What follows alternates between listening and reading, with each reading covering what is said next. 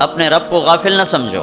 انما یؤخرہم لیوم تشخص فیہ الابصار، جس دن آنکھیں پھٹ جائیں گی وہ دن تیرے رب نے فیصلے کا رکھا ہوا ہے اور اس نے آنا ہے، اسے کوئی روک نہیں سکتا. لا تأتیکم الا بغتہ، اچانک آئے گا اور ہم سب کھڑے ہوں گے. یوم نسیر الجبال، پہاڑ ہٹ جائیں گے. وتری الارض بارزہ، زمین چٹیل میدان ہوگی، کوئی اونچ نیچ نہیں ہوگی. لا تری فیہا عوجا ولا امتا، نہ کھڈا نہ پہاڑ، بالکل سیدھا سیدھا میدان. اور اللہ سب کو جمع کرے گا. وحشرناہم، کہ سب کو زندہ کروں گا. فلم نغادر منہم احدا، ایک کو بھی پیچھے نہیں چھوڑوں گا. کوئی بھاگ سکتا ہے؟ نہیں. لقد احصاہم، تیرے رب کا گھیرا ہوگا. کوئی آگے پیچھے ہو کر گنتی غلط کر دے تو نہیں. وعدہم عدا، پورا کیلکولیٹ کیا ہوگا. وہ تو اس نے چونٹیوں کو گن کے رکھا ہوا ہے، تمہاری کیا حیثیت. تو اب دو مجبوریوں میں اللہ تعالیٰ نے ہمیں اختیار دیا ہے، اچھائی اور برائی. دین پہ چلو چھوڑ دو. تو وہ دین جو میرے رب نے مجھے دیا ہے اس میں دو حصے ہیں، ایک عبادت اور ایک اخلاق. پھر عبادت کے نیچے بہت سی چیزیں ہیں اور اخلاق کے نیچے عبادت سے بھی بے شمار چیزیں ہیں. عبادت کا جو چیپٹر ہے وہ مختصر ہے، اخلاق کا چیپٹر بہت لمبا چوڑا ہے، بہت پھیلا ہوا ہے. تو عبادت ہماری بنیاد ہے جس میں لا الہ الا اللہ، اس نے میرے نبی نے فرمایا بنی الاسلام علی خمس، اسلام کی بنیاد 5 چیزیں ہیں. شہادت لا الہ الا اللہ محمد رسول اللہ، لا الہ الا اللہ محمد رسول اللہ کی گواہی، و اقام الصلاۃ، نماز، و ایتاء الزکاۃ، زکوٰۃ، و صوم رمضان، رمضان کے روزے، و حج البیت من استطاع الیہ سبیلا، اور حج. یہ 5 میں سے ایک اندر کا ایمان ہے جو نظر آنے والی چیز نہیں ہے، اور 4 نظر آنے والے کام ہیں، نماز ہے، زکوٰۃ ہے، روزہ ہے اور حج ہے. یہ 4 کسی نہ کسی طرح اس کی نشانی، افطاری ہو رہی، سحری ہو رہی، پتہ چلا کہ روزہ رکھا جا رہا ہے. نماز پڑھ رہے ہیں، پتہ چلا ہے نماز پڑھی جا رہی. زکوٰۃ دے رہے ہیں تو دینے والے کو پتہ چل رہا ہے، لینے والے کو پتہ چل رہا ہے کہ کچھ لیا دیا جا رہا ہے. اور حج تو کھلا عمل ہے، لاکھوں انسانوں کے ساتھ مل کے کیا جاتا ہے. یہ 5 چیزیں اللہ نے ہماری بنیاد بنائی، جس میں لا الہ الا اللہ بنیاد کی بھی بنیاد ہے. لا الہ الا اللہ اندر کی چیز ہے، محمد الرسول اللہ باہر کی چیز ہے. لا الہ الا اللہ ہم دکھا نہیں سکتے، محمد الرسول اللہ ہم چھپا نہیں سکتے. لا الہ الا اللہ بتانا پڑتا ہے، محمد الرسول اللہ چھپانا بھی چاہیں تو نہیں چھپا سکتے. لا الہ الا اللہ کے لیے کوئی دلیل دینی پڑے گی. میں صرف ایک اللہ کو مانتا ہوں، کیا دلیل ہے؟ نماز پڑھتا ہوں، روزہ رکھتا ہوں، مخلوق سے آگے ہاتھ نہیں پھیلاتا ہوں، پتھر کو سجدہ نہیں کرتا ہوں. بہت سارے دلائل دینے پڑیں.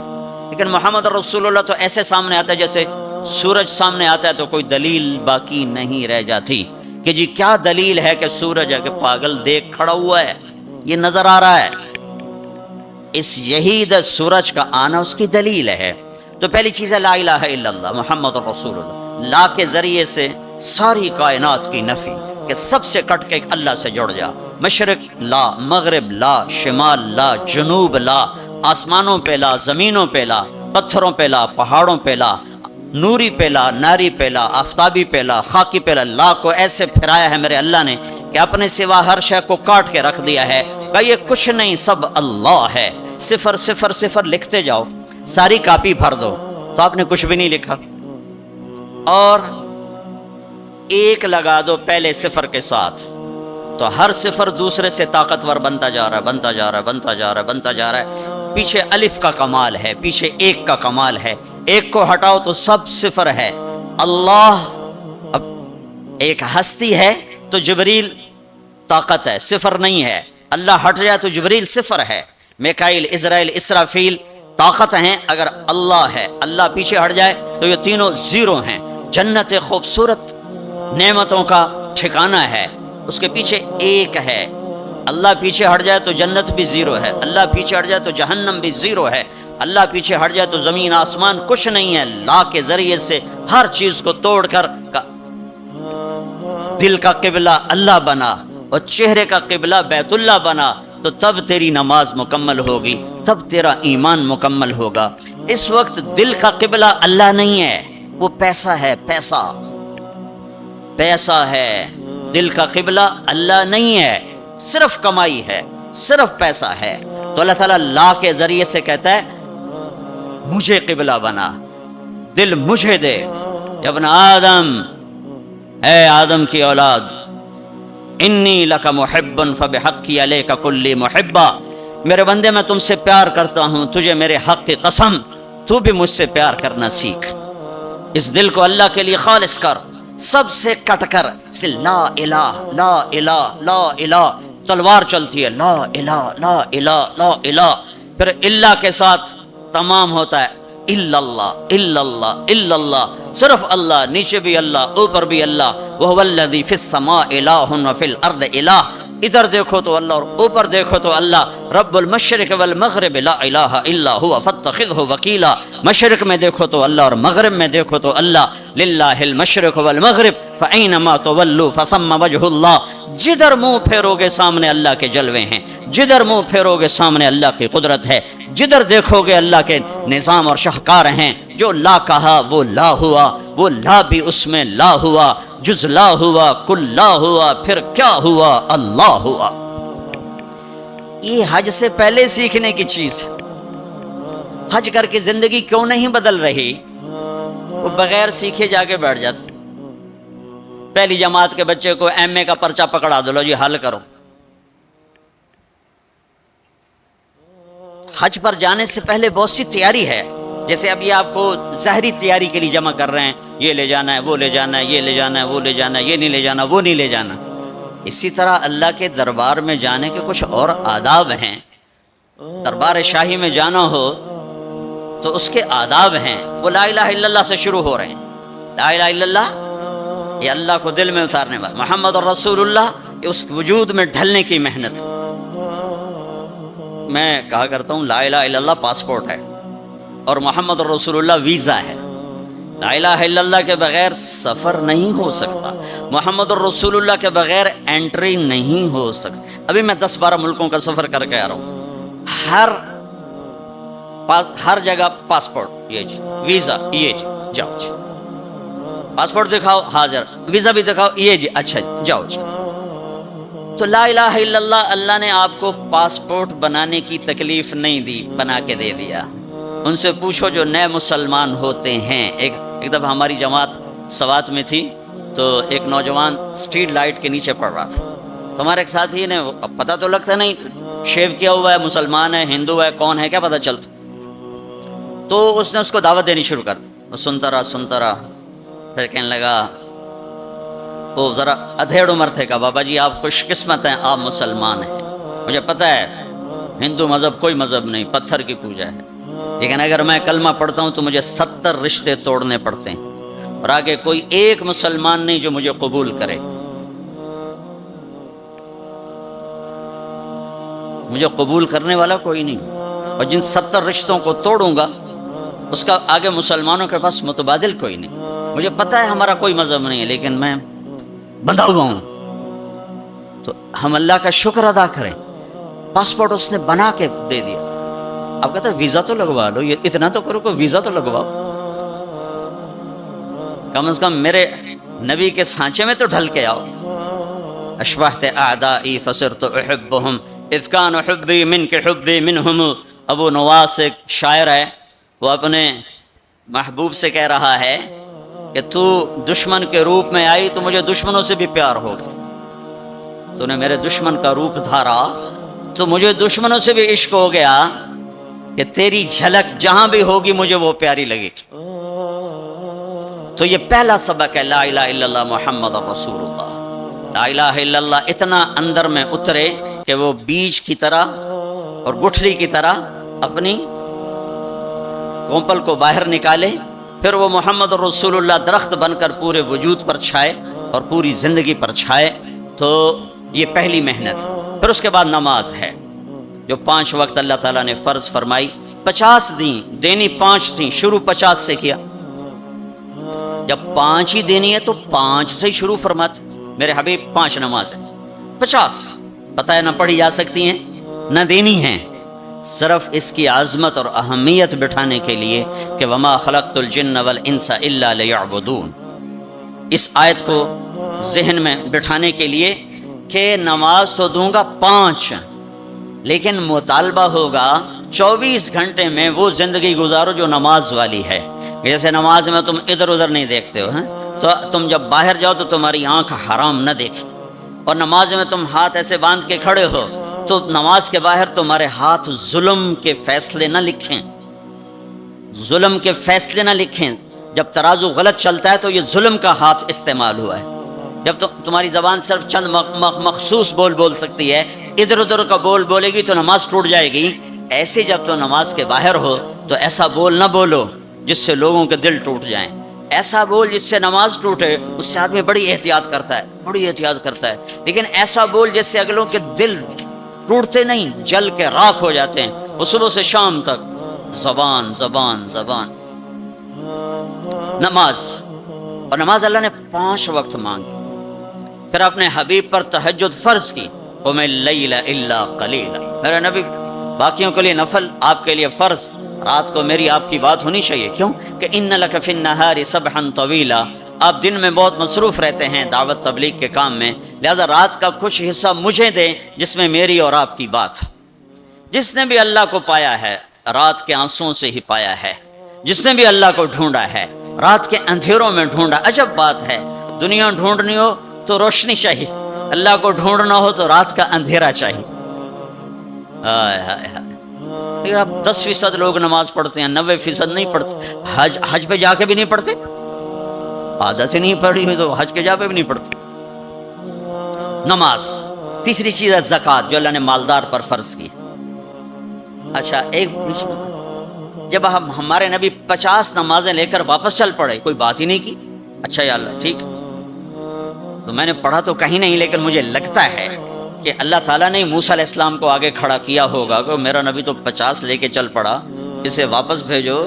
اس کی امت نے تو 5 کو نہیں پڑھنی ہے، 50 کے تو پڑھن، اس کو میرے پاس واپس بھیجو. تو آگے موسیٰ علیہ السلام کھڑے ہوئے چھٹے آسمان پر، یا رسول اللہ سے ملاقات کیسی رہی؟ کہ بہت اچھی رہی. کیا ہوا؟ کہ 50 نمازیں ملی. کہ یا رسول اللہ میں آپ کی محنت کرتا ہوں، ایک کوئی نہیں پڑھیں گے، واپس جا کر تھوڑی کروائیں.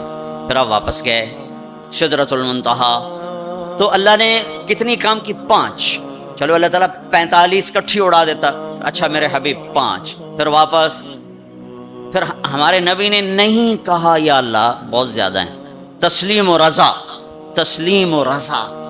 اللہم انی اسألک الرضا بعد القضاء. یہ دعا روز میرے نبی صبح و شام مانگتے تھے. اے اللہ مجھے اپنی تقدیر پہ راضی رہنے کی توفیق عطا فرما. پھر موسیٰ علیہ السلام کتنی؟ 45. واپس. پھر 5، پھر 5، پھر 5. اڑتے گئے 5 رہ گئے. پھر آگے موسیٰ علیہ السلام کھڑے ہوئے، یا رسول اللہ کتنی؟ 5. نہیں واپس جائیں، کوئی نہیں پڑھیں گے. کہ نہیں اب مجھے شرم آتی ہے، 5 ختم ہو رہی ہیں. اب گیا تو یہ 5 بھی چلی گئیں تو میری امت تو ختم ہو گئی، میری امت تو محروم ہو گئی. اب میں نہیں جاتا. کہ ٹھیک ہے آپ کی مرضی، ویسے مجھے پتہ ہے کہ یہ نہیں پڑھیں گے، چونکہ میری امت پہ 2 نمازیں فرض تھیں، انہوں نے وہ بھی نہ پڑھی. یہ کراچی والے 5 کہاں پڑھیں؟ موسیٰ علیہ السلام چونکہ تجربہ کر چکے تھے، لیکن ہمارے نبی نے فرمایا نہیں اب مجھے شرم آتی ہے، اب میں نہیں واپس جاؤں. جس نے پڑھنا ہوگا پڑھے گا، نہیں پڑھنا ہوگا نہیں پڑھے. ہر کوئی اپنے اپنے کیے کا اجر اللہ سے لے لے. صرف عظمت اور اہمیت بٹھانے کی. جب آپ اس 5 پر موسیٰ علیہ السلام کو انکار کر کے چل پڑے تو پیچھے سے اللہ کی آواز آئی، میرے حبیب پڑھنے کو 5 لیکن میرا بول وہی، لکھوں گا 50. ہر نماز 10 لکھی جائے گی، ہر نماز 10 لکھی جائے گی. پھر اللہ نے زکوٰۃ کو فرض کی، مالداروں پہ زکوٰۃ. خذ من اموالہم صدقۃ تطہرہم بہا وتزکیہم وصلی علیہم. زکوٰۃ اتنا بڑا عمل ہے کہ اللہ تعالیٰ ہمیں کہتا ہے کہ میرے نبی پہ درود پڑھو، فرشتوں سے کہتا ہے میرے نبی پہ درود پڑھو، اور خود بھی کہتا ہے کہ میں اپنے نبی پر درود بھیجتا ہوں. اللہ کی طرف درود کی نسبت وہ رحمت ہے، اور فرشتوں کی طرف ہماری طرف درود کی نسبت دعا ہے جو ہم کرتے ہیں، صلی علی محمد وعلی آل محمد.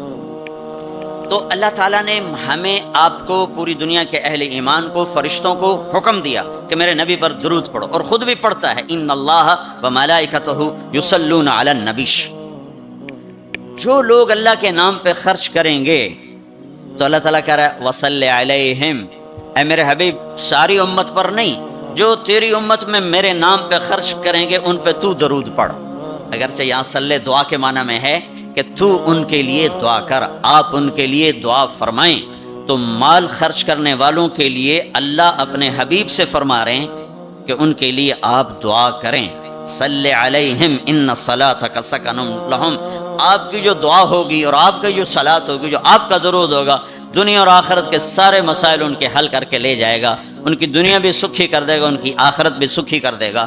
تو اللہ تعالیٰ نے زکوٰۃ فرض کی، وہ بہت تھوڑی فرض کی، پہلی امتوں پر تھی 100 میں 10 روپے، اور ہماری ہے 100 پہ 2.5 روپے، اور اتنا فضل فرمایا کہ پورا سال پیسہ پڑا رہے، پھر کہا اس میں سے 2.5 روپے دے دو، 2,500 دے دو، اگر استعمال ہو جائے تو کوئی سال سے ایک دن پہلے اگر وہ مال خرچ ہو گیا ہے تو زکوٰۃ ختم ہو گئی۔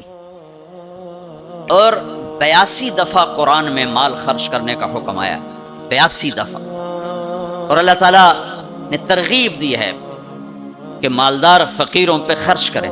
پھر اللہ تعالیٰ نے فقیروں کو ترغیب دیا کہ تم بھی جتنی وسعت ہو خرچ کیا کرو۔ میرے نبی نے ترغیب دی، سبق درہم 100,000 درہم، 1 روپیہ اللہ کے نام پہ خرچ کرنا 1 لاکھ روپیہ خرچ کرنے سے بڑھ گیا۔ تو صحابہ نے عرض کی وہ کیسے بڑھ گیا؟ تو آپ نے کہا ایک آدمی کے پاس 2 روپے، ایک آدمی کے پاس کروڑوں روپے، جس کے پاس 2 روپے تھے اس نے 1 روپیہ اللہ کے نام پہ دے دیا، اور جس کے پاس کروڑوں تھے اس نے 1 لاکھ دیا۔ جس نے 2 میں سے 1 دیا اس نے اپنے مال کا آدھا حصہ دیا، جس نے 1 لاکھ دیا اس نے اپنے مال کا کوئی 1000واں حصہ دیا۔ جب تولا جائے گا تو 1 روپے کا وزن 1 لاکھ سے بڑھ جائے گا۔ اور اس کا ایک واقعہ بھی، حضرت عمر ہمیشہ حضرت ابو بکر سے کوشش کرتے تھے آگے نکل جاؤں، آگے نکل جاؤں، آگے نکل جاؤں، ساری زندگی موقع نہ بن سکا۔ تبوک کا موقع آیا تو اللہ کے نبی نے کہا مال خرچ کرو۔ عثمان رضی اللہ تعالیٰ عنہ 10,000 لشکر کا سارا سامان تیار کیا، ان کی سواریاں، ان کا راشن کے لیے تھیلوں کو بند کرنے کے لیے دھاگے تک اپنے گھر سے دیے، اور 300 دینار اوپر دیے۔ تو اللہ کے نبی کی جھولی میں وہ 300 دینار پڑے تھے یوں، اور آپ ان دیناروں کو اٹھا کے یوں فرما رہے تھے ما علی عثمان اللہ یعمل بعدا، عثمان آج کے بعد کچھ بھی نہ کرے تو جنت واجب ہوگی۔ تو عمر کہنے لگے آج میں ابو بکر کو کاٹ سکتا ہوں، آج میں اس سے آگے نکل سکتا ہوں کہ وہ آج کل غریب ہے، میں مالدار ہوں، تو وہ تھوڑا لائے گا میں زیادہ لاؤں گا تو میں بڑھ جاؤں گا۔ لہٰذا انہوں نے اپنے مال کا آدھا حصہ، آدھا گھر میں رکھا اور آدھا لے کر آئے۔ ابو بکر نے جھاڑو پھیر دیا، جو کچھ تھا وہ سارا سمیٹ کے لے آئے۔ جب دونوں پراپرٹی سامنے رکھی گئیں تو حضرت عمر کی بہت زیادہ نظر آ رہی، ابو بکر کی بہت تھوڑی نظر آ رہی، لہٰذا حضرت عمر بڑے اطمینان میں کھڑے کہ آج جیت خطاب کے بیٹے کی ہے۔ میں قربان جاؤں، اللہ رسول تو جانتے ہیں کہ کون کیا کر کے آیا ہے، تو میرے نبی نے سوال ہی بدل دیا جو اس موقع کا سوال ہی نہیں۔ کوئی آدمی مسجد میں چندہ دینے جائے، مدرسے میں چندہ دینے جائے، کہا جی مول صاحب یہ 1 لاکھ روپیہ ہے مدرسے کے لیے، مسجد کے لیے۔ آگے مولوی صاحب کہیں پیچھے کتنے پڑے ہوئے ہیں، تو کہے گا اے بھی واپس کرو، میں تو تھوڑی نیت ہے جو کوئی چکر لگتا ہے کہ تسی ٹھیکیدار ہو، مگر علی شاید ابھی پیچھے کتنے پے ہیں۔ یہ موقع کا سوال ہے ہی نہیں۔ مولوی صاحب کو چاہیے جی جزاک اللہ، یہ لیجئے رسید، بسم اللہ، پھر بھی موقع آئے تو دیتے رہیں۔ تو میرے نبی نے پوچھنا یہ تھا ابو بکر کتنا لائے ہو، عمر کتنا لائے ہو، اور یہی اس موقع کا سوال ہے۔ لیکن اللہ رسول جانتے ہیں کہ کس کے مال میں وزن زیادہ ہے، تو میرے نبی نے سوال بدل دیا، فرمایا عمر ما خلفت، واہ واہ عمر پیچھے کیا چھوڑ کے آئے ہو؟ تو حضرت عمر تو وہیں دھڑم ہو گیا گا، با میں گیا، سوال سے ہی وہ پتہ چل گا، با میری کلی اڑ گئی وکٹ۔ عمر ما خلفت یا ما ترکت لأہلک، یہ دونوں الفاظ ہیں۔ پیچھے گھر والوں کے لیے کیا چھوڑا؟ تو پہلے حضرت عمر بڑے جوش میں کھڑے تھے، پھر ایک دم ڈھیلے ہو گئے، کہنے باجی آدھا چھوڑا ہے آدھا لایا ہوں۔ پھر آپ نے کہا ابا بکر ما خلفت یا ما ترکت لأہلک، ابو بکر تو پیچھے چھوڑ کے کیا آیا، بچوں کے لیے کیا چھوڑ کے آیا؟ تو انہوں نے کہا ترکت اللہ و رسول، میں تو اللہ اس کے رسول کو چھوڑ کے آیا ہوں، باقی سب کچھ لے آیا۔ تو اس پر عمر کہنے لگے ابو بکر میں نہیں تجھ سے آگے بڑھ سکتا، کوئی بھی تجھ سے آگے نہیں بڑھ سکتا۔ اور اگلی سنو،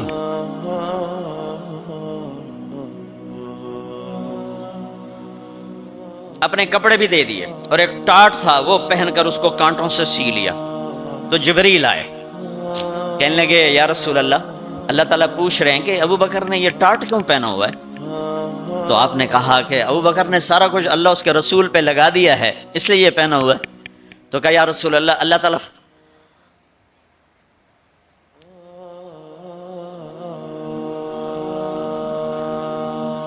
اللہ تعالیٰ فرما رہے ہیں ابو بکر سے پوچھو مجھ سے راضی تو ہے، مجھ سے راضی تو ہے، اس فقر میں مجھ سے راضی ہے؟ میں تو اتنا سفر کر کے آیا ہوں، حالانکہ ابھی 4 دن پہلے میں 12 ملکوں کا 10 ملکوں کا سفر کر کے آؤں، ساری ہڈیوں میں درد ہے، میں اس لیے آیا ہوں کہ چلو کوئی بخشش کا بہانہ مل جائے، کوئی بخشش کا بہانہ مل جائے، اللہ راضی ہو جائے۔ آپ سارے اس لیے حج پہ جا رہے ہو کہ اللہ راضی ہو جائے۔ جو سارے جہان سے کہتا ہے مجھے راضی کر، وہ کہہ رہا ہے ابو بکر سے پوچھو مجھ سے راضی تو ہے۔ تو آپ نے کہا ابو بکر تیرا رب تجھے سلام بھی کہہ رہا ہے اور پوچھ رہا ہے کہ راضی ہو؟ تو ابو بکر کی چیخیں نکلی، میں اپنے رب سے راضی، میں اپنے رب سے راضی، میں اپنے رب سے راضی۔ میرے بھائیو بہنوں، زندگی ایسے گزار کے مرو کہ اللہ کو ملے تو اللہ خوش ہو کے مل رہا، ایسے نہ مرو کہ اللہ کی بارگاہ میں پیش کیے جا رہے ہوں مجرم بن کر، قیدی بن کر۔ تو اللہ اس کے رسول نے مال لگانے پر زور دیا۔ اللہ چاہتا تو سب کو مال دے دیتا، کسی کو فقیر کسی کو مالدار، مالدار کا شکر کا امتحان لیا، فقیر کے صبر کا امتحان لیا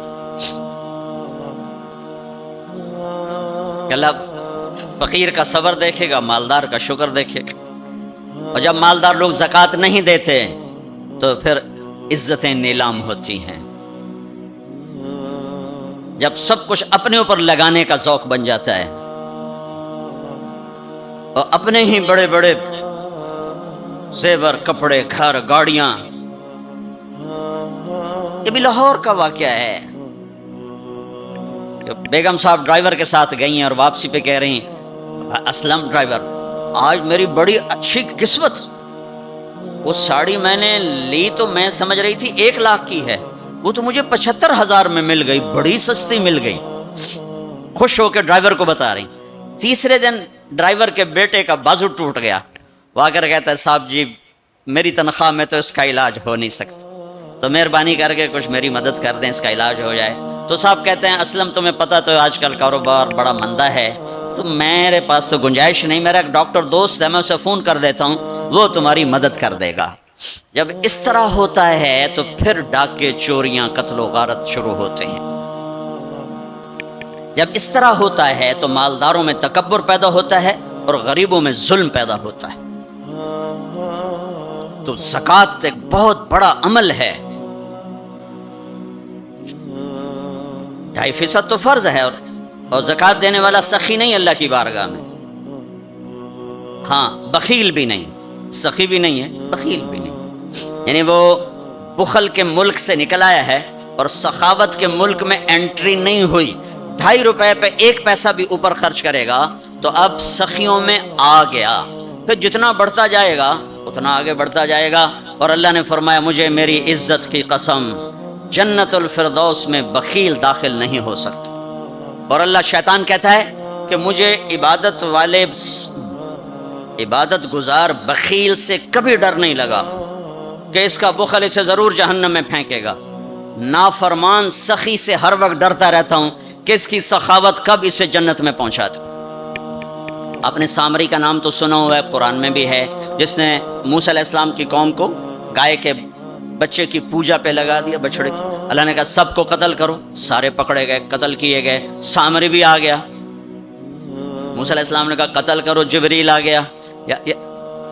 موسیٰ اللہ تعالیٰ کہہ رہے ہیں اسے قتل نہ کرو، یہ اپنی موت آپ مرے گا۔ تو موسیٰ علیہ السلام کہنے لگے جو سارے کفر کا سبب بنا اسے کیوں چھوڑ رہے ہیں؟ تو اللہ تعالیٰ نے کہا سخی ہے، سخی کو قتل کرنا مجھے اچھا نہیں لگتا، چھوڑ دو، اپنی موت آپ مر جائے گا۔ کافر کو سخاوت قتل سے بچا گئی، جب ایمان والا کوئی مرد عورت سخی ہوگا تو اللہ کی بارگاہ میں کیسے اونچے مرتبے لے کر جائے۔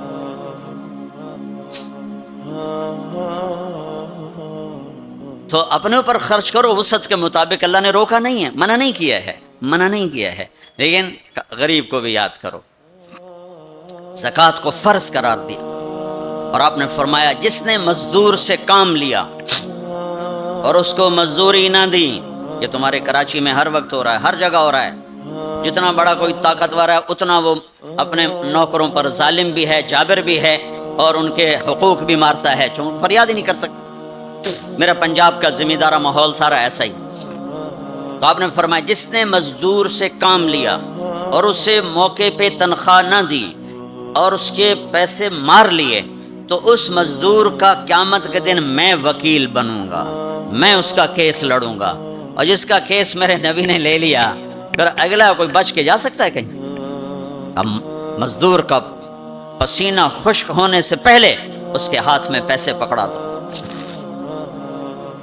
مزدور سے فرمایا، یہ دونوں طرف کا خوبصورت، کیا دین خوبصورت ہے، کہ جو اپنے نوکر کی، جو اپنے مالک کی نوکری بھی پوری دیانتداری سے کرے اور اللہ کی بندگی بھی دیانتداری سے کرے، تو اسے ہر کام پہ دگنا اجر ملے گا، دگنا۔ یعنی میں ایک نماز پڑھتا ہوں، میری 10 ہیں، اس کی 20 ہوں گی۔ میں ایک روزہ رکھتا ہوں، میرا 1 ہے، اس کے 2 ہوں گے۔ میں ایک قرآن ختم کرتا ہوں، میرا 1 ہے، اس کے 2 ہوں گے۔ کہ ایک طرف اپنے مالک کے ساتھ دیانتداری سے نوکری کر رہا ہے اور ایک طرف اپنے اللہ کے ساتھ دیانتداری سے بندگی کر رہا ہے، دگنا اجر ہو جائے گا۔ تو مال خرچ کرنا یہ تیسری بنیاد۔ چوتھی بنیاد ہے روزہ۔ لا الہ الا اللہ یہ کلمہ تعارف ہے، کلمہ معرفت ہے۔ نماز اس تعارف کو محبت میں بدلنے کا ذریعہ ہے۔ زکوٰۃ، لا الہ الا اللہ یہ تعارف ہے۔ نماز یہ تعلق پیدا کرتی ہے، زکوٰۃ یہ محبت پیدا کرتی ہے، اور روزہ یہ عشق پیدا کرتا ہے۔ یہ یوں ترتیب چلی ایسے سے۔ ایک دم حج پہ ہم چڑھ جاتے ہیں، یہ پچھلی سیڑھیاں طے نہیں کرتے، جیسے جاتے ہیں ویسے ہی واپس آ جاتے ہیں۔ تو لا الہ الا اللہ محمد رسول اللہ یہ تعارف کا کلمہ ہے، تعارف ہو رہا ہے، پہچان ہو رہی۔ جیسے میرا باپ کا ایک تعارف ہو رہا ہے، چہروں سے ہم پہچان رہے ہیں ایک دوسرے کو، کسی کو ہم نام سے پہچانیں گے، پھر ملتے رہیں گے تو تعلق بن جائے گا، ایک دوسرے پر خرچ کریں گے تو وہ محبت بن جائے گی۔ تو لا الہ الا اللہ محمد رسول اللہ یہ کلمہ معرفت ہے، پہچان۔ نماز اس معرفت کو تعلق میں بدلتی ہے، اور پھر زکوٰۃ اس تعلق کو محبت میں بدلتی ہے۔ پھر محبت کو آگے پروان چڑھا کے عشق تک پہنچانا ہے تو اس کے لیے بھوکا پیاسا رہنا اس کا لازمی امر ہے۔ تو اس کے لیے روزہ رکھا گیا کہ روزے رکھ، اللہ کے لیے بھوکا بھی رہے اور پیاسا بھی رہے۔ اب یہ بھوک اور پیاس مل کر اس کے اندر ایک عشق کی آگ لگاتی ہے، پھر یہ عشق مجبور کرتا ہے کہ محبوب کو دیکھوں تو صحیح، اس کا دیدار تو کروں، اور نہیں تو اس کے گھر کا دیدار کروں، کہیں تو نظر آئے، کہیں تو کوئی آثار دیکھوں۔ تو پھر اس کے لیے بلایا گیا کہ اب آؤ والہانہ عاشقانہ مجنونانہ۔ چونکہ جو عاشق ہوتا ہے وہ زیب و زینت سے بے نیاز ہوتا ہے، وہ تو دیوانوں کی طرح آتا ہے، لہٰذا کہا بھائی دیوانوں کی شکل بناؤ، ٹوپی اتار دو، خوشبو پھینک دو، کنگھی پھینک دو، کفن پہن لو، جوتا بھی ایسا ہو کہ صرف تمہیں گرمی سے بچائے، سردی سے بچائے، اور آؤ میرے گھر کی طرف۔ کراچی میں کہا تضرعا و خفیہ، مجھے یاد کرنا تو آہستہ آہستہ، شور نہ مچایا کرو۔ اور جب بیت اللہ میں بلایا قال عجب ثج، شور مچاتے ہوئے آؤ، کہ دیوانے شور مچاتے ہوئے پہچانے جاتے کہ دیوانہ ہے، بڑا سنجیدہ ہو تو بڑا عقل مند ہے، کہ نہیں وہاں عاشق بن کے جانا ہے۔ عاشق ہوں میں عشق کما میں، یہ میری زبان کی شاعری ہے، تمہیں مزہ آئے نہ آئے مجھے مزہ لینے دو۔ عاشق ہوں میں عشق کما میں، دل رکھیں وانگ پہاڑاں ہو، سائے سائے بدیاں ہزار غلام ہیں، کر جانے باغ بہاراں ہو، منصور جے چک سولی دیتے جڑے واقف کل اسراراں ہو، سجدیوں سر چائیں نباہو توڑے کافر کہن ہزاراں ہو، عاشق سوئی حقیقی جڑا قتل معشوق دے مننے، سر نو جوڑے تے مکھ نہ موڑے ہمیں 100 تلواراں کھنے، سچا عشق حسین علی دباہو، سر دتے تے روز نہ بھنے۔ یہ حج ہے، یہ حج ہے۔ ابا الحب ان یخفا وقد کم کتمتہ فاصبح عندی قد اناخ وطنبا۔ یہ ایک لڑکی بیت اللہ کا طواف کر رہی تھی اور یہ شعر پڑھ رہی تھی، اذا شد شوقی ہام قلبی بذکرہ وان رمت قربا من حبیبی تقربا. اور جنید بغدادی طواف کر رہے اور ان کے کانوں میں شعر پڑے، اور شعروں کا ظاہر بڑا جب ہے کہ میں نے تو محبت کو بہت جھٹکے دیے، بہت اپنے آپ کو بچایا، پر عشق نے میرے دل میں ڈیرے ڈال دیے اور خیمے گاڑ دیے، تنابیں کس دیں، مجھے کہیں کا نہ چھوڑا، مجھے کسی کا نہ چھوڑا، میں ایک ہی کی ہو کے رہ گئی. جب اس کا خیال آتا ہے تو میں پاگل ہو جاتی ہوں، جب وہ نظر آتا ہے تو میں ہوش میں آتی ہوں. تو وہ جنید بغدادی کہنے لگے وہ لڑکی بیت اللہ میں کیا کہہ رہی. تو اس نے دیکھا اور ہنس پڑی. لولا التقى لم اهجر عن طيب الوطن. کیا سمجھے ہو؟ میری بات کو غلط سمجھے ہو. مجھے میرے رب کا عشق رات کے اندھیرے میں یہاں لایا، میں کسی اور کی بات نہیں کر رہی. پھر کہنے لگی تم کس کا طواف کر رہے ہو؟ تو جنید کہنے لگے بیت اللہ کا. تو وہ زور سے ہنس پڑی اور یوں آسمان کو دیکھا، کہنے لگی واہ میرے رب، تیرے بھی کیسے دیوانے بندے ہیں جو تجھے چھوڑ کے پتھروں کا طواف کرتے ہیں، ہیں. جنید فرماتے میں تو بے ہوش ہو کے گر گیا، جب ہوش آیا تو وہ بچی جا چکی تھی. تو لا الہ الا اللہ محمد رسول اللہ پہ محنت تعارف، نماز پہ محنت تعلق، مال کا خرچ کرنا محبت، روزے رکھنا عشق، اور حج پھر وصال ہے، ملاپ ہے، ملاقات ہے. دیکھو نا، کوئی عبادت کی شکل ہی نہیں ہے کہ ایک آدمی ننگے سر ہے، 2 چادریں پہنی ہوئی ہیں اور بیت اللہ میں چکر لگا رہا ہے. بھائی کیا کر رہے ہو؟ اونچے کوٹھے تے چڑھ دیکھا، ابھا دیکھا لمحہ دیکھا، ڈٹھی دل کو دیواں ٹیکا، سجن ملسم کے مر پوساں. یہ طواف ہے کہ میں تو کبھی دائیں دیکھتی ہوں، کبھی بائیں دیکھتی، کبھی آگے کبھی پیچھے. کہیں میرا محبوب نظر آئے، نہ نظر آئے تو میں مر جاؤں گی، جان کی بازی ہار بیٹھوں گی. میں محبوب کی تلاش تیرے کوچے اس بہانے، مجھے دن سے رات کرنا، کبھی اس سے بات کرنا، کبھی اس سے بات کرنا. حج عشق ہے، وہ ہمیں حاصل نہیں ہوتا ہے، لہذا تھوڑی سی تکلیف آتی. عثمان جی پیسے اتنے لائے نہیں تھے کی تجے ساڑھے نہ، کیونکہ وہ تو کھانے پینے کا پروگرام ہے، کھابا پروگرام ہے. کیا بوفے مجھے یاد نہیں آ رہا تھا، بوفے ٹھنڈا ملا ہے. اس کے تو تصور میں ہی نہیں ہے کہ میں کسے ڈھونڈنے آیا ہوں. ایسا تو نہیں حسین بچوں سمیت نیزوں پہ چڑھ گئے تھے. ایک بول کے ساری نسل بچا سکتے. کون سی نسل؟ اہل البیت. کون سی نسل؟ آل الرسول. کون سی نسل؟ کائنات کی پاکیزہ ترین نسل. ایک بول پہ وہ اپنی بچا سکتے، اور جنت کا بھی کوئی نقصان نہ تھا. نہیں، اللہ پہ سودا نہیں ہو سکتا. کاٹ دو. تمہارا تاجر جھوٹ بولنے کو تیار، جھوٹ چھوڑنے کو تیار نہیں، سود چھوڑنے کو تیار نہیں. کتنے بڑے تاجروں نے میرے ساتھ متھا مارا کہ سود کے بغیر تجارت چلا کے دکھاؤ. سود کے بغیر تجارت کیسے چلے گی؟ کہ اللہ مطلب اللہ کو مقصود نہیں بنایا. اللہ کو ڈھونڈنا پانا اور اللہ کی طلب زندگی کا مقصد نہیں بنایا. یہی دھوکے کے گھر اور مچھر کے پر اور مکڑی کے جالے کی دوڑ ہے. اسی کو عزت سمجھا، اسی کو بڑائی سمجھا، اسی کو بلندی سمجھا، اسی کو معراج سمجھا. آج آنکھ بند ہوگی تو پتہ چلے گا کہ میں تو کسی بہت بڑے دھوکے کا شکار ہو کے آیا ہوں. اس لیے قیامت کے دن کو یوم التغابن بھی کہتے ہیں. تغابن کے نام پر سورت اتری ہے کہ اس دن لوگوں کو پتہ چلے گا ہائے دھوکے میں رہ گئے. ذالک یوم التغابن، یہ ہے جس دن دھوکہ کھلے گا کہ ہم تو دھوکے میں رہ گئے. تو بھائیو بہنوں، حج کا اصل موضوع سمجھو. اللہ کو پانا اور اللہ کے لیے جینا اور اللہ کے لیے مرنا اور اللہ پہ مٹ جانا، یہ حج کا مغز ہے، یہ حج کی روح ہے. باقی اس کے اعمال ہیں، کچھ سفر کی ضرورتیں ہیں، کچھ وہاں رہنے کی ضرورتیں ہیں، کچھ حج کے جو شرعی اعمال ہیں کچھ ان کی ضرورتیں ہیں. لیکن جو حج کی روح ہے وہ ہے اللہ کو ڈھونڈنا، قبلہ بدلنا. قبلہ یہ دل اللہ کو دینا. ایک صحابہ نے پوچھا یا رسول اللہ الاسلام، یا رسول اللہ اسلام کیا ہے؟ آپ نے کہا ان تسلم قلبک للہ، دل اللہ کو دے دے، یہ اسلام ہے، دل اللہ کو دے دے، یہ اسلام ہے۔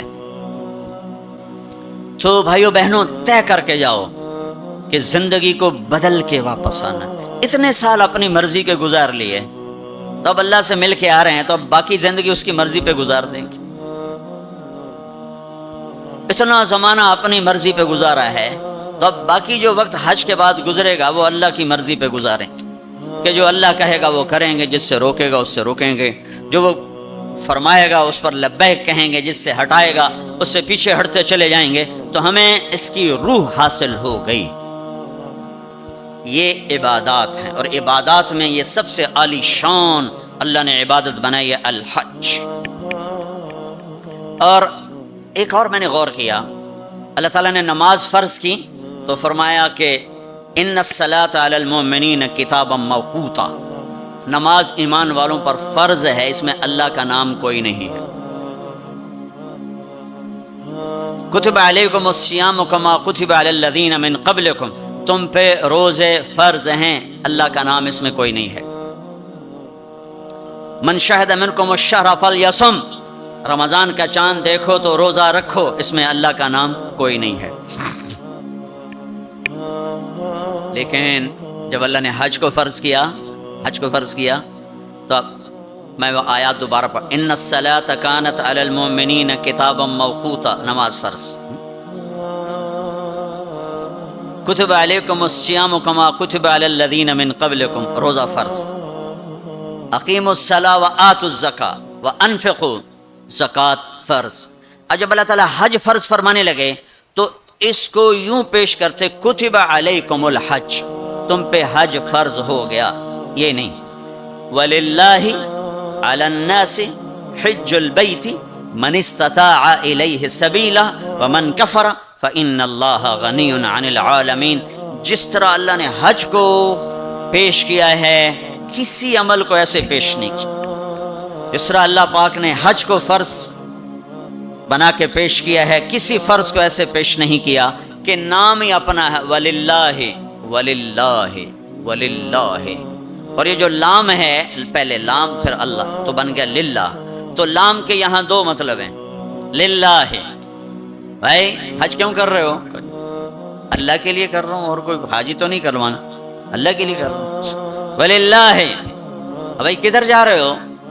احرام باندھا ہوا ہے، پتہ ہے حج پہ جا رہے ہیں، وہ بھی کہے گا حج پہ جا رہا ہوں، یہ کہے گا عمرے پہ جا رہا ہوں، لیکن اللہ نے تاثر کیا دیا ہے لام کے ذریعے سے، وللہ۔ کہاں جا رہے ہو؟ کہا جی میں اللہ کی ملاقات پہ جا رہا ہوں، اللہ نے بلایا ہے تو میں ملاقات کے لیے جا رہا ہوں، وللہ۔ اتنی خوبصورت ابتدا ہے۔ اور پھر آگے حج فرض کرنا ہے ایمان والوں پر، اور ایمان والوں میں مالداروں پر، اور مالداروں میں صحت مند پر۔ تین شرطیں ہیں، ایمان بھی شرط ہے، مال بھی شرط ہے، صحت بھی شرط ہے۔ مال والا ہے، صحت کوئی نہیں، حج ساقط۔ ایمان والا ہے، مال کوئی نہیں، حج معاف۔ تو یہ تین، ایمان بھی ہو، مال بھی ہو، صحت بھی ہو۔ لیکن اللہ نے پیش کیسے کیا ہے؟ وَلِلَّهِ عَلَى النَّاسِ، علی الناس میں کافر، مسلم، مشرک، مومن، سب، مالدار، غریب، فقیر، امیر، سب، بیمار، صحت مند، سارے، معذور، دوسرے، سارے، علی الناس، علی الناس۔ ہے کوئی میرے بندوں میں جو اپنے رب سے ملاقات چاہتا ہو؟ ہے کوئی جو اللہ کی ملاقات چاہتا ہو؟ انداز یہ ہے۔ اور آگے چونکہ صرف مالداروں کو اور صحت مند کو لینا ہے تو کہا حج البیت من استطاع الیہ سبیلا، اس کو آخر میں لائے، پہلے نہیں لائے، آخر میں لائے کہ ہاں بھائی تمہارے رب کی تمنا تو یہ ہے کہ سارے ہی آ جاؤ میری ملاقات کی۔ ایک واحد بادشاہ ہے جو فقیروں کا ہجوم دیکھ کے خوش ہوتا، جو سوالیوں کا ہجوم دیکھ کے خوش ہوتا ہے، باقی جتنے ہیں وہ سوالیوں کو دیکھ کے ڈانٹتے بھی ہیں، بھاگتے بھی ہیں، دروازے بھی بند کرتے۔ ایک اللہ ہے، عجب صفت ہے، مانگو تو خوش ہوتا ہے، نہ مانگو تو ناراض ہو جاتا ہے۔ مانگتے کیوں نہیں؟ سب سے آخری جنتی کو اللہ تعالیٰ بڑے مزے سے نکالے گا جنت، اسے ایک اعلیٰ درجہ دینا ہے جو اس کا سٹیٹس ہے، سب سے آخری جنت۔ تو اس کو اللہ تعالیٰ جہنم پر لائے گا، پیچھے کمر جلے گی، آگے جسم محفوظ. تو اس کے دل میں اللہ سوال پیدا کرے گا، یا اللہ کہ مجھے جہنم سے تھوڑا باہر نکال دے، تیری بڑی مہربانی. تو اللہ کہے گا اور کچھ پھر مانگو گے؟ کہا نہیں، بالکل نہیں مانگتا ہوں. تو اللہ اس کو جہنم سے باہر نکال دے. تو آگے تھوڑی سی جنت دکھا دے. اب آدمی کی حرص و حوث تو ختم ہو نہیں سکتی. تھوڑی دیر بعد کہے گا یا اللہ وہ چھوٹی سی جنت مجھے دے دے، تیری بڑی مہربانی. تو اللہ کہے گا پھر اور تو نہیں مانگے گا؟ کہ نہیں، بالکل تیری عزت کی قسم نہیں مانگتا ہوں. تو اللہ وہاں پہنچا دے. تھوڑی دیر کے بعد ایک اور اس کو درجہ دکھا دے. جب ادھر دیکھے گا، پہلے آدمی پیدل کہتے اللہ سائیکل ہی دے دے. جب سائیکل آ جاتا ہے پھر کہتا ہے اللہ موٹر سائیکل دے دے. جب موٹر سائیکل آ جاتا ہے پھر کہتا ہے اللہ گڈی دے دے، چاہے سزوکی کیوں نہ ہوئے. جب سزوکی آ جاتی بھائی اللہ ٹوٹا ہی دے دے. تو آدمی کا حرص آگے آگے جاتا ہے. تو تھوڑی دیر تک تو دیکھتا رہے گا، پھر چپ رہے، پھر کہے گا جی اللہ یہ مجھے درجہ دے دے، تیری بڑی مہربانی. تو اللہ فرمائیں گے پھر آگے تو نہیں مانگو گے؟ نہیں، تیری عزت کی قسم آگے نہیں مانگتا. تو اللہ وہاں پہنچا دے. پھر اس کا اصلی مقام اس کو ظاہر کرے گا جہاں اس نے جانا ہے. وہ آخری جنتی، میرے نبی نے فرمایا میں آنکھوں سے دیکھ رہا ہوں، جہنم سے نکل رہا ہے اور جنت میں جا رہا ہے. اس کا نام ہوگا جوہینہ. میرے نبی نے بتایا اس کا قبیلہ ہوگا جوہینہ، عرب قبیلہ ہے، عرب. اور جب وہ اس کو وہ آخری جنتی، اس کو اس دنیا سے 10 گنا بڑی جنت اللہ تعالیٰ فرمائے گا، اس زمین سے 10 گنا بڑی. تو اللہ یوں دکھائے گا. تو اب وہ اس کو دیکھے گا تو اب جو نظر آ رہا ہے وہ حقیر ہو جائے گا. تو پھر اس کو سوچ آئے گی جو ہن منگے آتا کہ دیں ریورس گیئر نہ لگ جائے، دوبارہ پیچھے دوزخ کی واپسی نہ ہو جائے. تو لہٰذا چپ، اندر میں ابال اٹھ رہے ہیں کہ مانگوں، اور ڈر لگ رہا ہے کہ اتنی دفعہ قسمیں کھائیں توڑ دیں، قسمیں کھائیں توڑ دیں. تو کہیں اللہ تعالیٰ آگے چل بہنوں واپس کر دو. تو لہٰذا چپ کر کے بیٹھو. اللہ تو اندر کا بھیج جانتا ہے. تھوڑی دیر کے بعد اللہ کہے گا مانگتے کیوں نہیں، مانگتے کیوں نہیں؟ کہے گا یا اللہ سألتک حتی استحییت وحلفت فیک حتی استحییت. یا اللہ میں نے اتنا مانگا کہ اب مانگتے شرم آتی ہے، اور اتنی دفعہ قسمیں توڑی ہیں کہ اب قسم توڑتے ہوئے شرم آتی ہے. تو اللہ تعالیٰ فرمائیں گے واہ واہ، تو نے مجھے لگتا ہے سمجھا ہی نہیں. اچھا اگر میں تمہیں دنیا سے 10 گنا بڑی جنت دے دوں تو راضی ہے؟ تو کہے گا یا اللہ رب ہو کے مذاق تو نہ کر میرے ساتھ. تو اللہ تعالیٰ فرمائے کہ مذاق نہیں کر رہا ہوں، چل تیرے لیے دروازے کھل گئے ہیں. تو اللہ واحد شہنشاہ ہے، مانگو تو خوش ہوتا، نہ مانگو تو ناراض ہوتا، اور جتنا مانگو اتنا خوش ہوتا. بعض لوگ اشکال کرتے ہیں کہ یہ اتنے نیک آدمی ہیں، یہ دعائیں مانگ مانگ کے تھک گئے، ان کی قبول ہی نہیں ہو رہی، اور یہ فلاں آدمی ایسا ہے کہ وہ ایک کام سیدھا نہیں، دعا کرتا ہے قبول ہو جاتی. تو میرے نبی نے فرمایا کہ ایک اللہ کے تعلق والا بندہ یا بندی اپنی ضرورت میں اٹکا ہوا ہے اور اللہ سے مانگ رہا ہے اور رو رہا ہے، اوپر سے دروازہ نہیں کھل رہا ہے، کہتا پتہ نہیں کیا ناراضگی ہو گئی ہے. حتیٰ کہ فرشتے سفارش کرتے ہیں کہ یا اللہ یہ اتنے دیر سے بیچاری رو رہی ہے، یہ اتنے دیر سے رو رہا ہے، یا اللہ اس کا کام کر دے. تو اللہ تعالیٰ فرماتے احب ان اسمع حنینہ، مجھے اس کا رونا بڑا پیارا لگ رہا ہے، میں چاہتا ہوں کچھ اور رو لے. دے دیا تو پھر کہیں رونا، لہٰذا میں چاہتا ہوں تھوڑا یہ رو لے، اس لیے لیٹ ہو رہا ہے، اس لیے لیٹ نہیں ہو رہا کہ میں ناراض ہوں. تو اللہ تعالیٰ کے مختلف اپنے بندوں کے ساتھ معاملات ہیں. تو حج میرے بھائیو بہنوں، وَلِلَّهِ عَلَى النَّاسِ حِجُّ الْبَيْتِ مَنِ اسْتَطَاعَ إِلَيْهِ سَبِيلًا. آؤ بھائی آؤ، اپنے رب کی ملاقات کے لیے آؤ، سارے آؤ، ایمان لے کر آؤ. کافر کلمہ پڑھ لو اور کلمے والے تیاری کر لو. پھر آگے نرمی کر دی، اچھا بھائی جو آ سکتا ہے وہ تو ضرور آئے. اس پیشکش میں اتنی محبت تھی کہ سننے والے کو یہ شک پڑ سکتا تھا کہ لگتا ہے اللہ کو ہمارے حج کی ضرورت پڑ گئی ہے. تو پھر ومن کفرا، نہیں آؤ گے نا، یہاں کفر سے مراد کافر ہونا نہیں، ومن کفرا جو حج پہ نہیں آتا فإن اللہ لغنی عن العالمین، تو مجھے صرف تمہاری نہیں، مجھے تو کل کائنات کی پرواہ کوئی نہیں، تم نہیں آؤ گے تو کیا ہو جائے گا. تو آخر میں اپنی ذات کو صاف کیا ہے اور شروع میں اپنی محبت کا اظہار کیا ہے. تو بھائی بہنوں یہ نیت کر کے جاؤ کہ واپس والی زندگی وہ نہیں ہوگی جو پہلے تھی، وہ نہیں ہوگی جو پہلے تھی. تو اللہ کی ملاقات اس طرح ہو کہ ماضی اور حال اور ہو جائیں اور مستقبل اور ہو جائے، تو گویا ہم اللہ کی بارگاہ میں اپنی مہر لگوا کے آ گئے. یہ اسلام کا عبادت کا پہلو ہے. یہ عبادت کا پہلو اس وقت مکمل ہوگا جب اس کے ساتھ اخلاق کا پہلو جڑے گا، وہ ہے لوگوں کے حقوق ادا کر. سب سے انشاءاللہ میں اللہ کے نبی کا خطبہ پڑھ کے سناؤں گا عرفات میں. 3 دن آپ نے تقریر فرمائی، تینوں دن ایک ہی جگہ سے بیان شروع کیا. لوگو تمہاری عزتیں، تمہارے جان، تمہارے مال ایک دوسرے کے لیے حرام ہو گئے. کسی کی عزت پہ، کسی کے مال پہ، کسی کی جان پہ ہاتھ نہ ڈالنا. اور آخری جملہ ہے لا ترجعوا عبادی کفارا یضرب بعضکم رقاب بعض. دیکھو میرے بعد کافر نہ ہو جانا کہ ایک دوسرے کے گلے کاٹتے پھر رہے ہو. ایک دوسرے کے گلے کاٹتے پھرنا گویا میرے نبی کی نظر میں کافر ہو جانا ہے. یہ آخری جملہ تھا. اور پھر ایک اور آخر لا تسودوا وجہی یوم القیامہ. دیکھو مجھے قیامت کا دن تمہاری وجہ سے شرمندہ نہ ہونا پڑے، مجھے شرمندہ ہونے سے بچانا. یہ آپ کے خطبات کے آخری الفاظ ہیں. تو ایک تو اس کی تفصیل حج کیسے کرنا، وہ کتابیں موجود ہیں، سارے کو چھوٹے چھوٹے پمفلٹ موجود ہیں، آپ آسانی سے اس کو فالو کر سکتے ہیں. اور اگر اس میں کوئی اونچ نیچ ہو جاتی ہے تو مینا بکروں سے بھرا پڑا، 1 بکرا دے دو، 2 دے دو، 4 دے دو، 5 دے دو، جتنے مرضی دے دو وہ ہو جائے گا. تو جب تم اتنے پیسے خرچ کر کے جا رہے ہو تو میرے نبی سے پوچھا گیا یا رسول اللہ سب سے بہترین حج کیا ہے؟ الحج والسج. سب سے بہترین حج ہے لبیک کہنا زور زور سے اور قربانی کرنا اپنی وسعت کے حساب سے، خون بہانا، قربانی کرنا.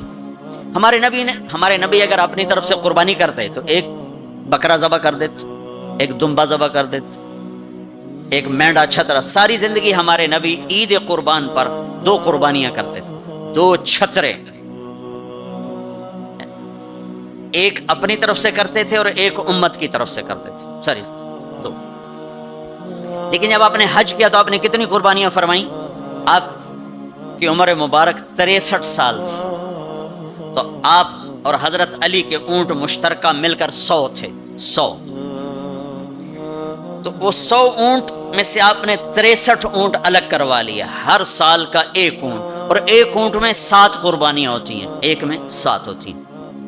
پھر ان میں سے 5 کو الگ کیا، 5 میں سے 1 کو سامنے لایا گیا اور اس کو کھڑا کر کے آپ نے ذبح کیا. کھڑا کر اس کے یہاں یوں برچھا مارا.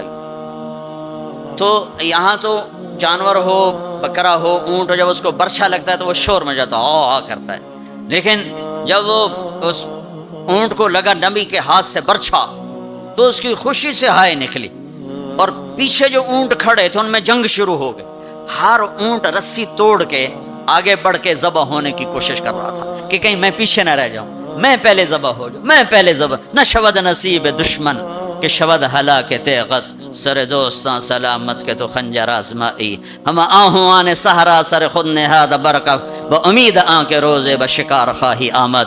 کہ آج سارے جنگل کے ہرنوں کو انتظار ہے کہ آج ہمارا محبوب شکار کرنے آ رہا ہے. تو ہر ہرن گردن جھکا کے کھڑا ہے کہ میں ذبح ہو جاؤں، میں ذبح ہو جاؤں، میں ذبح ہو جاؤں. تو یہ شعر میرے نبی پہ فٹ آتا ہے کہ سارے اونٹوں میں جنگ شروع ہو گئی اور ہر ایک کا زور تھا میں ذبح ہو جاؤں، میں ذبح ہو جاؤں. آپ نے 63 اونٹ ذبح فرمائے اور برشا پھینک دیا اور اپنی بیویوں کا حصہ اس میں نہیں رکھا. بیویوں کے لیے الگ قربانی کی، بیویوں بیگمات کے لیے الگ قربانی کی، اور اپنے 63 اور 7 ہر اونٹ میں. اور پھر یہاں تک فرمایا کہ علی جو گوشت بنائے اس کو مزدوری گوشت میں سے نہیں دینی، میں الگ سے دوں گا، اس کا ہر ٹکڑا اللہ کے نام پہ جانا چاہیے. گوشت میں سے مزدوری بھی نہیں دی، الگ سے مزدوری دی. اور پھر فرمایا کہ آؤ بھائی جو لے جانا چاہتا ہے لے جائے.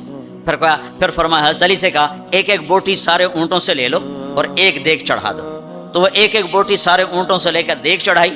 پھر آپ نے اس کے پکنے کا انتظار کیا. جب وہ تیار ہو گئی تو پھر آپ نے حضرت علی نے چند اور صحابہ نے مل کر اس کا گوشت کھایا، شوربہ پیا، اور پھر اس کے بعد آپ طواف زیارت کے لیے تشریف لے گئے. تو اب مالدار لوگوں قربانی کرنا دل کھول کے، ماڑے ماڑے جانور نہ تلاش کرنا، بھائی سستا کڑا لبدا ہے. اللہ کے نام پہ لگانا، جھگی پھونک تماشا ویک ہماری پنجابی کی مثال ہے. لگا تو صحیح پھر دیکھ آتا کیسے ہے واپس. ایک صحابی ہیں ابو الدحداح، ایک آیت اتری من ذا الذی یقرض اللہ قرضا حسنا یضاعف له اضعافا کثیرا. تو وہ ایک انصاری صحابی نے آیت سنی, وہ بھاگے بھاگے, ابو الدہدہ ارے آج عجب آیت آئی ہے. کیا؟ کہ اللہ کہہ رہا کوئی ہے مجھے قرضہ دے میں واپس کروں کئی گناہ کر کے. تو ابو الدہدہ آئے دوڑے دوڑے, یا رسول اللہ کیا اللہ نے یہ کہا ہے کہ مجھے قرضہ دو میں واپس کروں؟ کہا یا رسول اللہ اللہ کو کیا ضرورت قرضہ مانگنے کی, کہ اللہ چاہتا ہے اس کے بدلے اللہ تمہیں جنت دے. کہا اچھا اگر میں اللہ کے نام پہ دوں تو آپ وعدہ کرتے ہیں میری جنت کا؟ ہاں وعدہ. کہ میری بیوی کی جنت کا؟ کہاں وعدہ. کہ میرے بچوں کی جنت کا؟ کہا ابو دہدہ تو زیادہ ہی مانگتا جا رہا ہے, پر تیرے بچوں کا بھی. کہا یا رسول اللہ ہاتھ بڑھائیں, میرے 2 باغ ہیں دونوں اللہ کے نام پہ صدقہ. ہم کہا نہیں ایک دے دو, ایک رکھ لو, ایک بچوں کے لیے رکھو, ایک اللہ کے نام پہ دو. کہا اچھا پھر میرا وہ باغ جس میں 600 کھجوریں ہیں وہ میں نے اللہ کو دے دیا. ہمیں کہا ٹھیک ہے جا تو تیرے بچے تیری بیوی جاؤ جنت. انہوں نے وہاں سے دوڑ لگائی اور باغ میں نہیں گئے, باہر کھڑے ہو گئے کہ کہیں اندر جا کے نیت نہ بدل جائے. جیسے یعنی لوگ سودے سے پھرتے ہیں, دوڑم سارے لٹو بنے ہوئے, 4 پیسے اوپر گیا سودے سے پھر گئے, 4 پیسے نیچے گیا سودے سے پھر گئے, جیسے ایمان اور زبان کا بول کوئی چیز ہی نہیں. پیسہ ہی خدا بناؤں بھائی, پیسے کے پیچھے ہی ایمان بھی بک رہا ہے, عزت بھی بک رہی ہے, غیرت بھی بک رہی ہے. میرے نبی نے فرمایا میرا امتی ہر گناہ کر سکتا ہے, ایک جھوٹ نہیں بول سکتا, ایک دھوکہ نہیں دے سکتا. سارا کراچی جھوٹ اور دھوکے کا. کراچی نہیں, میرا ملتان لے لو, لاہور, سندھ, بلوچستان لے لو, سرحد لے لو, جھوٹ جھوٹ جھوٹ, دھوکہ دھوکہ دھوکہ. میرا امتی ہر گناہ کر سکتا ہے, جھوٹ نہیں بول سکتا, دھوکہ نہیں دے سکتا. ساری تجارت سارا سب کچھ اس پہ آ چکا. تو آپ باہر کھڑے ہو گئے, کہنے گئے ام دہدہ بیوی کو بلایا, کہا کیا ہوا؟ کہ باہر آؤ باہر آؤ باہر آؤ. کیوں؟ کہ باغ اللہ کو دے دیا. اچھا اس کے بدلے میں تیری میری بچوں کی جنت پکی ہو گئی. ان کا ربح البیع ربح البیع, مبارک ہو مبارک ہو, بڑا اچھا سودا کیا, بڑا اچھا سودا کیا, بڑا اچھا سودا کیا. تو بھائیو گن گن کے رکھنے کے شوق نہ کرو, لگانے کا شوق رکھو. اپنے اوپر بھی لگاؤ, اللہ روکتا نہیں. کماؤ حلال, حرام نہ ہو, جھوٹ نہ ہو, سود نہ ہو, خیانت نہ ہو, جوا نہ ہو, سٹا نہ ہو, ذخیرہ اندوزی نہ ہو.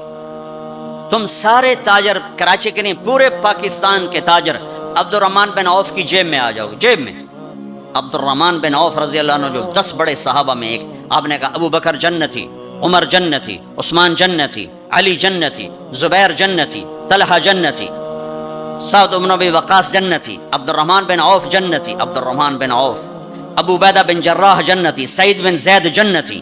یہ 10 ٹاپ 10 صحابہ ہیں, ان میں ایک عبد الرحمن ہے.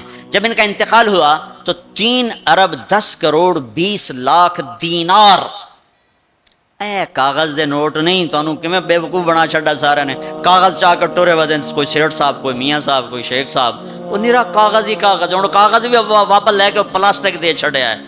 کارڈ ہے جی کارڈ. مطلب ہم کیسے بدھو بنے, کیسے بدھو بنے. ارے دولت سونے اور چاندی کا نام ہے. یہ کاغذ پہ ڈالر باڑے چلے جاؤ, ڈالر بھی لے لو, پاؤنڈ بھی لے لو, جو جتنے مرضی باڑے چو لے لو. تمہیں بے وقوف بنایا ہے دنیا کے بنیوں نے, تمہیں کاغذ پکڑا دیا, تم سے جائیدادیں لے لی, اور پھر کاغذ بھی واپس لے کر تمہیں کارڈ پکڑا دیے. وہ فن لینڈ سے واپسی ہو رہی تھی تو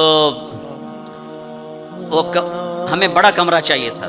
وہ کمرہ چھوٹا تھا, وہ کروز تھا, یہ جو بڑے بڑے بحری جہاز چلتے, تو ہمیں کمرہ چھوٹا ملا. تو میں نے کہا یار کوئی بڑا کمرہ, تو ہماری جماعت بڑی ہے, تو کوئی بیٹھنے کی ہو, کوئی سونے کی ہو. تو ہم وہاں گئے کاؤنٹر پر, تو اس نے کہا جی آپ 2500 کراؤن دے دیں تو ہم آپ کو کمرہ دے دیتے. ہم نے کہا لے لو. کہ نہیں ہم پیسے نہیں لیتے. کیا لیتے ہیں؟ کارڈ. وہ کہا بھائی پیسے تو زیادہ, نہیں کارڈ لیں گے. اب ہمارے تو پاس کارڈ نہیں تھے, تو سویڈن کا ایک ساتھی ہمارے ساتھ تھا, تو اس نے اپنا کارڈ دیا, تو انہوں نے وہ اس کو کراس کیا, تو اس میں انہوں نے ہمیں بڑا کمرہ دے دیا. تو تمہیں تو پاگل بنا گیا بنیا, دنیا کا سب سے بڑا بنیا, تمہیں کاغذ دے کے تمہیں سیٹ صاحب بنا دیا, شیخ صاحب بنا دیا, پتہ نہیں کیا کچھ بنا دی. اور عبد الرحمن جو چھوڑ کے مر رہے ہیں وہ کاغذ نہیں, کاغذ نہیں, 3 ارب 10 کروڑ 20 لاکھ دینار. ایک دینار 4.5 ماشے کا ہوتا تھا, اور ایک ماشا میں نے سنار سے پوچھا کتنے کا ہوتا ہے؟ انہوں نے کہا 5,000 روپے کا ماشا چل رہا ہے، اب اس کو تم ضرب تقسیم کر کے دیکھ لو کہ عبد الرحمن کتنا چھوڑ کے دنیا سے تشریف لے گئے تھے۔ ہم نے کہا عبد الرحمن تاجر الرحمن، عبد الرحمن یہ رحمان کا تاجر ہے، رحمان کا تاجر ہے۔ اتنی بڑی تجارت کی کہ میری تجارت کے 4 اصول تھے، آپ میں تاجر بھی ہوں گے بڑے بڑے، میری تجارت کے 4 اصول رہے۔ کبھی ادھار نہیں خریدا، نمبر 1، تمہاری ساری مارکیٹ نکل گئی، اس پہلی شرط ہی ساری مارکیٹ آؤٹ ہو گئی۔ کبھی ادھار نہیں بیچا، جڑے 2-4 رہ گئے وہ بھی بچوں نکل گئے۔ کبھی ادھار نہیں خریدا، کبھی ادھار نہیں بیچا۔ جس نے ادھار خریدا بھی ہو اور ادھار بیچا بھی ہو، ان کدی رات نیند آ سکتی؟ لین والے سر تے چڑھے ہوں، دیون والے لکے ہوئے ہیں، کدے جاوے؟ نہ بیوی اچھی لگے نہ بچے اچھے لگے۔ تو جس نے نقد خریدا نقد بیچا ہو تو آرام نال ستا بوجھے پیسے بوجھے چین کسے کو نہ لونا نہ دیونا۔ تو میں نے کبھی ادھار نہیں خریدا، میں نے کبھی ادھار نہیں بیچا، میں نے کبھی سٹاک نہیں کیا، میں نے زندگی بھر کبھی سٹاک نہیں کیا کہ بڑھ جائے پروفٹ تو پھر بیچوں، جب پروفٹ ملا فوراً بیچ دیا۔ میں نے کبھی سودے کا عیب نہیں چھپایا، میں نے کبھی سودے کا عیب نہیں چھپایا۔ میرا ایک عزیز کہنے لگا جی مجھے یہ کپڑا مارکیٹ فیصل آباد میں کسی تاجر سے میری بات کرا دے، میں ذرا کپڑے کا کام سیکھ لوں۔ میں نے ایک سے کہہ دیا، اس نے کہا جی بھیج دو۔ ہفتے بعد وہ بچہ واپس آیا، اس بچے کے 4 مہینے تبلیغ میں لگے ہوئے تھے۔ میں نے کہا واپس کیوں آ گئے ہیں؟ کہ جو تھے پہلا کام میں سکھائیں دن کہ عیب لکاونا کیویں، پہلے یہ سکھاتے ہیں کہ عیب چھپانا کیسے۔ میں کہا چنگا کیتا ہی واپس آ۔ تو عبد الرحمن جیسے تاجر بنو، ادھار نہیں، ادھار لینا منع نہیں ہے، ادھار دینا منع نہیں ہے، ہاں چین سکون کے لیے، تاکہ تانوں گولیاں نہ کھاونیاں پڑ، نیندراں چڑیاں کتھے رہ گئیاں۔ ایک اربوں پتی آدمی کی بیگم کا فون ہے، مولانا میں دنیا کی بدقسمت ترین عورت ہوں۔ میں نے کہا کیا ہوا؟ ساری رات نیند نہیں آتی، ساری رات نیند نہیں آتی۔ اپنی تجارت میں کسی کا حق نہ مارو، کسی سے جھوٹ نہ بولو، وعدہ کر کے زبان سے نہ پھرو، وعدہ کر کے زبان سے نہ پھرو۔ اپنے سودے میں کو ہیرا پھیری نہ کرو، اس میں کچھ مسئلہ تو بتاؤ۔ یہ ایک تاجر میرا یہ بیان سن رہا تھا، یہ گاڑیوں کا، پشاور کا تھا، بیان کہیں اور ہو رہا تھا۔ ہماری جماعت گئی پشاور، تو اس کا سب سے بڑا شو روم ہے پشاور میں، تو مجھے لے گیا، تو ایک گاڑی کھڑی تھی ٹویوٹا، کہنے لگا مولانا یہ گاڑی آپ کی وجہ سے 1 سال ہوا ہے نہیں بکی، میری وجہ سے، میں تو آج پہلی بار آیا کہ آپ کا بیان سنا تھا کہ سودے کا عیب بتاؤ، تو یہ گاڑی اتارتے ہوئے، نئی گاڑیاں بیچتا ہے، پرانی نئی گاڑی کا، بعضی گاڑیاں جب اتار رہے ہوتے ہیں تو کہیں نہ کہیں سے لگ جاتی ہیں، پھر ہم اس کو پینٹ پونٹ کر کے کہتے ہیں بالکل فریش ہے، تو یہ گاڑی لگ گئی تھی۔ تو اب جو آتا ہے میں اس کو بتاتا ہوں یہاں سے لگی تھی، ہم نے پینٹ کیا، کہتے چھوڑو سن ہور دے ہو، کہ 1 سال ہو گیا۔ میں کہا چل میں خریدار ہوں، مجھے دے، کہ نہیں تیرے سے میں نہیں ڈالتا۔ تو ہماری جماعت وہیں تھی، 1 ہفتہ نہیں گزرا تھا کہ اس کا فون آیا کہ وہ میری گاڑی بک گئی۔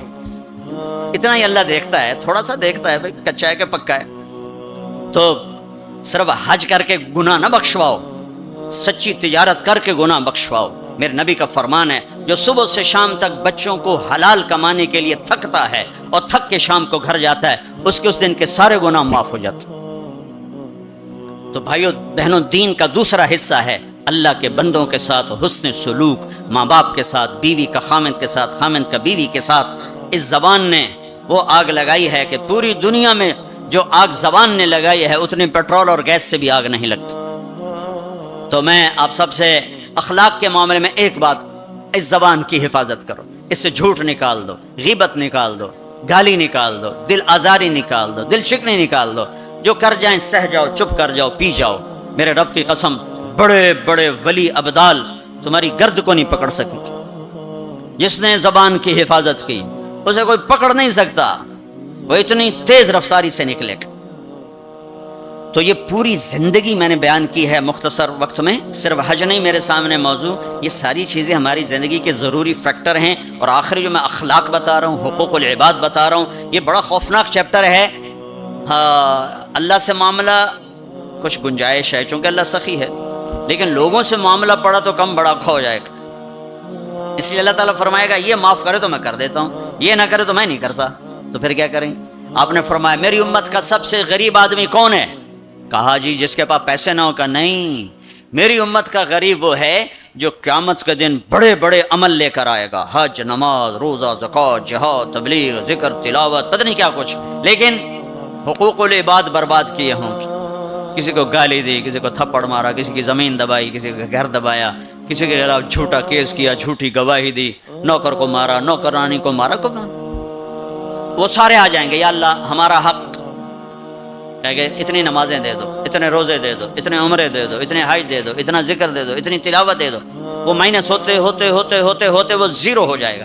ابھی حقدار باقی ہوں گے، تو پھر اللہ تعالیٰ فرمائے گا ان کے گناہ اس کے سر پہ ڈالو. ساری زندگی زنا نہیں کیا اور لوگوں کے زنا سر پہ پڑ رہے، ساری زندگی شراب نہیں پی، لوگوں کی شراب سر پہ پڑ رہے، ساری زندگی جوا نہیں کھیلا، لوگوں کے جوئے سر پہ پڑ رہے. اور آپ نے فرمایا کہ ساری زندگی کی عبادتیں کھو کر اور لوگوں کے گناہ سر پہ لے کر یہ جہنم میں جا کے گرے گا. یہ میری امت کا غریب ہے. تو اپنے اخلاق بھی بھائیو بہنوں ٹھیک کرو، اور یہ ایک زبان ٹھیک کر لو تو سارے اخلاق ٹھیک ہو جائیں. میرے نبی نے فرمایا معاذ تمہیں سارے دین کا خلاصہ بتاؤں؟ کہا جی کیا؟ مجھے دیکھنا، پچھلے بھی ذرا نظر اٹھا کے مجھے دیکھنا. معاذ تمہیں سارے دین کا خلاصہ بتاؤں؟ انہوں نے کہا جی کیا؟ تو آپ نے کہا یہ ہے. تم بھی دیکھ لو بھائی،